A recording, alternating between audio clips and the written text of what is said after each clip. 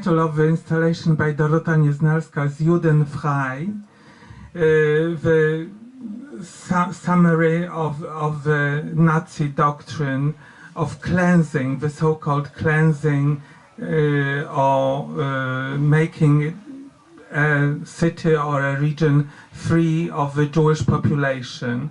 And it was not only the German Nazis who worked on that, but also Polish collaborators. Dorota Nieznalska included in her installation the signs of towns and villages where pogroms perpetrated by Poles on the Jewish population were perpetrated.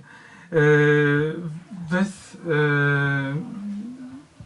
enraged the governor of Lublin. That's why he called this installation anti-Polish and abominable.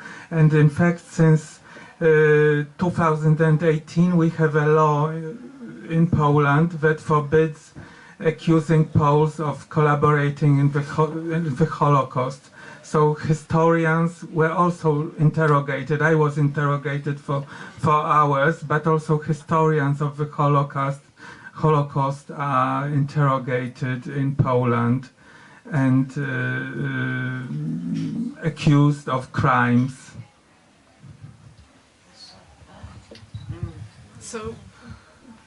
So they're repressing a memory or the recognition of the possibility of Polish discrimination and violence against a minoritized community. Is there anything that's happening in the present in Poland that would make that a sensitive subject, or is it? I mean, it's cleansing an idea of what a Polish state is. Is that a valid representation of Poland in the present? Yes, my region is the terrible example of discrimination against LGBT people, because, as I've mentioned, the LGBT-free zone is a Polish invention, and the Lublin voivodeship, that is province, region in Lublin, declared itself LGBT-free. I took part in these proceedings of the little Sejmik, that is the little parliament of the Lublin region, where this declaration was declared. And I saw how young people, transgender, lesbian and gay people, were virtually shaking when it was being voted. And it was voted, the whole region was voted LGBT-free. But also particular communes are voted LGBT-free. And now an excellent activist, Bart Staszewski, is making a project. It's another visibility campaign that is very important. And here we can see again this curatorial activism of Morarelli. Bart is doing a project of showing LGBT people in front of signs of towns, communes where the zone was declared LGBT free. I think it's a major piece of art and a major piece of fight at the same time. Tomek, how is it policed? Oh, that's a good question. So EJ's just asked, how is an LGBT free zone enforced or policed? Well, symbolically, I think it's just, you know, the very declaration is an offense to all of us, both in the Lublin region and I think for you too. Of course, it's not policed in the sense of legal matters, but it's very important. It's a, I call it a Tsarski ukaz, that is a Tsar's ukaz order that is really very dangerous, and what a precedent to have in the world. I think it's the first time that a piece of land is called LGBT free. Could I ask a question? Absolutely. Dzień dobry, dobry wieczór. Dzień dobry. Do you know what the obsession is in Poland with LGBTQ community? It seems to be a thing, and is this like an insecurity within society that somehow we will come in, take all the women? I just try to understand the mentality. Perhaps you know a bit more as to where is this coming from? I was here in Brighton in 2014 when I married Paweł, and many of you here participated in our wedding. And it's just a personal digression to tell you that 2014 was just a prelude to everything. 2015 was when the general election took place, and then the hated community was the refugees.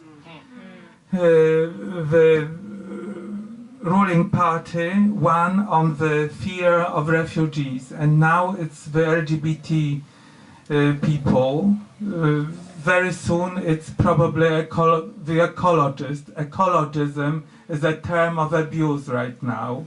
So one by one there are these ideological images. I think it's not only definitions or just discourses, but rather images that precisely haunt people's unconscious. I think it's psychoanalytical. Precisely what you were saying, So they will come and take our scapegoat. scapegoat. Yeah, you need yes. someone to blame, perhaps, in certain times in politics, or perhaps. For sure, scapegoating. I couldn't agree more. Thank you. And also, this draws me to something I thought it was really important to bring out, is that it's in the name of nationalism, right? About preserving a Polish people, preserving a Polish state, which means that it's easy for us to think that it's a Polish problem, but actually it's a problem that's happening around Europe. And the nationalist discourse that's happening in Poland and here and in France and in Austria and in Hungary and most other countries around Europe, there's similarities that should make us concerned about how that is, what political movement are we part of or not part of, but what's happening in our politics that isn't just about the national context, even though that's what it appears to be. So maybe one question I wanted to ask you is, whose power is threatened by, who is defending their power right now by marginalizing and repressing the images of migrants, refugees, LGBTQI people, and ecologists? Yes, and the Jewish population. Yes, the power is in the hands of the white suprematists, if I may call them like that. I think it's a good analogy, because it's the nation state that is still the dream and reality of Poland. Julia Kristeva in Women's Time, in an important essay, Julia Kristeva, the feminist theorist, has written that the nation state was the dream and reality of the 19th century, but Poland is still living this dream and reality. And we are just before Paul exit, perhaps. That's a very sad story, but we may repeat it now after the debates about Poland in European Parliament.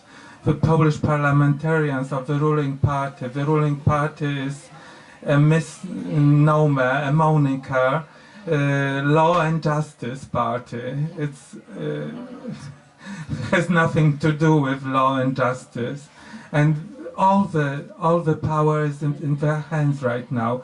There's no division of power. Montesquieu argued for this division of free powers in each and every state, whereas Poland has now, the ruling party has monopolized power, plus the media and the universities. Slowly but effectively, universities are being colonized by the ruling party too.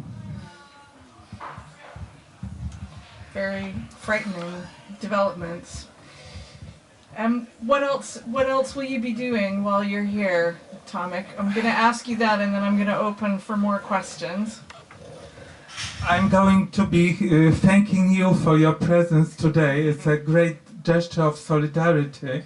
And I must confess that I received a lot of tokens of friendship and solidarity before from the University of Brighton, from the School of Humanities. Thanks to the work of Lara, but thanks to the work of Lou Taylor, thanks to the work of Jill Scott, and thanks to the work of Bob Brecher, who is not here with us tonight. I received these moving and touching messages of solidarity. Louise Perbrick is there too, and she's here tonight. So I don't want to get too cozy, but when I was getting these messages of solidarity, I really cried. And Sarah Wilson, who came from the cohort tonight from London, has also been very instrumental in spreading the word. So the Art Forum and the Art newspaper has written about the so-called case, the affair, l'affaire Kitlinski, thanks to Sarah Wilson. So I'm going to be thanking everybody, and tomorrow there's an event at Tate Britain thanks to EJ, who has been here at the University of Brighton under the supervision of Lou.